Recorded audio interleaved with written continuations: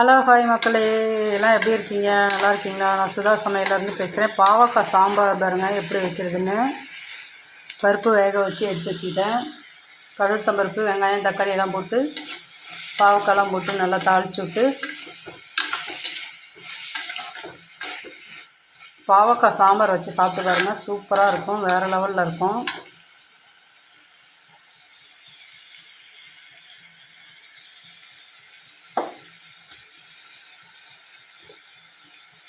இதோட சாம்பார் பொடி கொஞ்சம் போட்டுக்கலாம்.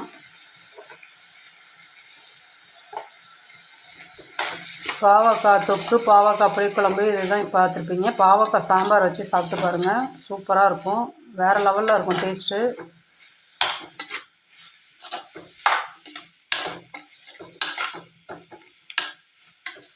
இப்போ சாம்பார் பொடி போட்டாச்சு. அடுத்து இந்த பருப்பு வேக வச்ச தண்ணியை ஃபஸ்ட்டு நல்லா காய் வேகிற அளவுக்கு நம்ம ஊற்றிக்கலாம். காய் நல்லா வேகட்டும் இந்த தண்ணியில், அப்போ தான் நல்லா டேஸ்ட்டாக இருக்கும்.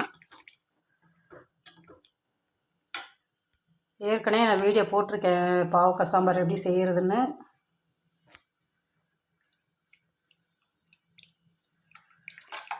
உப்பு இருக்கான்னு பார்த்துக்கலாம்.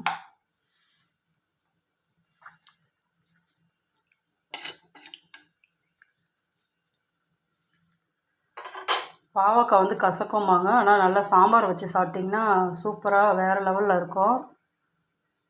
இந்த காய் இப்போ நல்லா கொதி வந்தது பருப்பு தண்ணியை தூக்கி ஊற்றிக்கலாம்.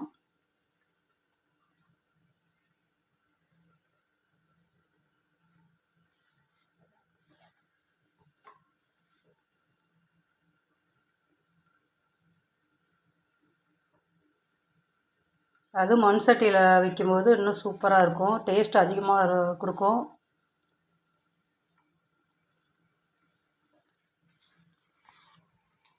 சும்மா ஒரே ஒரு கொஞ்சோண்டு புளி பாருங்கள் கரைச்சி எடுத்து வச்சுருக்கேன் ரெடியாக.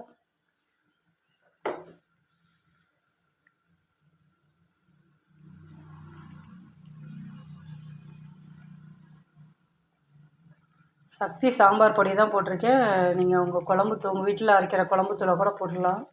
இருந்தாலும் சக்தி சாம்பார் பொடி போட்டு வச்சு பாருங்கள், சூப்பராக இருக்கும் டேஸ்ட்டாக நல்லா.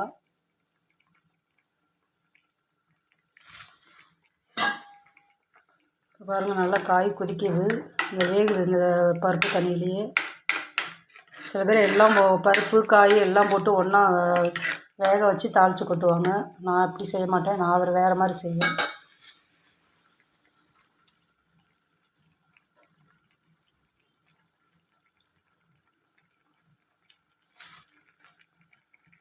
இது பாருங்கள் பருப்பு தண்ணி எடுத்து ஊற்றிக்கலாம்.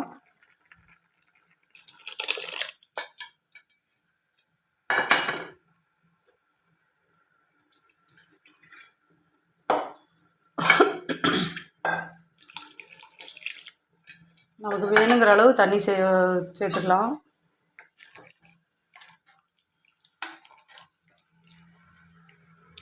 பாவக்காய் சாம்பார் சூப்பராக இருக்கும், டேஸ்ட் அவ்வளோ டேஸ்ட்டாக இருக்கும்.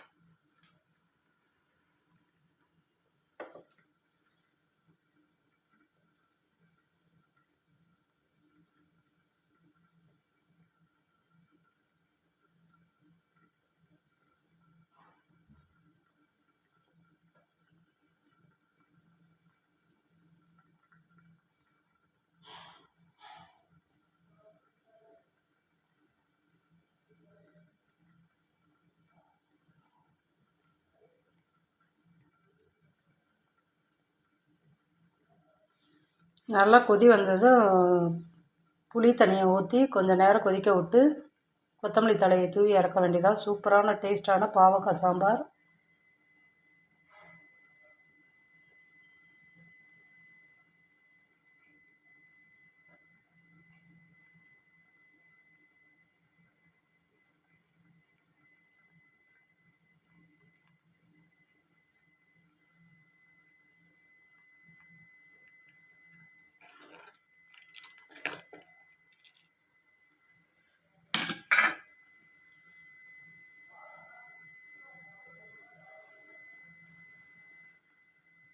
இப்போ வந்து புளி தண்ணியும் சேர்த்துக்கலாம் பாருங்கள்.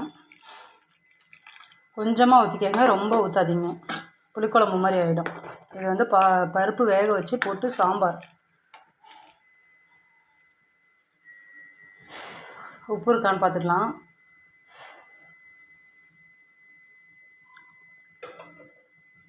உப்புலாம் கரெக்டாக இருக்குது. அவ்வளோதாங்க, ஈஸியாக சிம்பிளாக பாவக்காய் சாம்பார். நல்லா நம்ம புளிக்குழம்பு வத்த தொக்கு இது மாதிரி தான் செய்வோம். ஆனால் இது பாவக்காயிலே வந்து சாம்பார் சூப்பரான டேஸ்டான லெவலில்.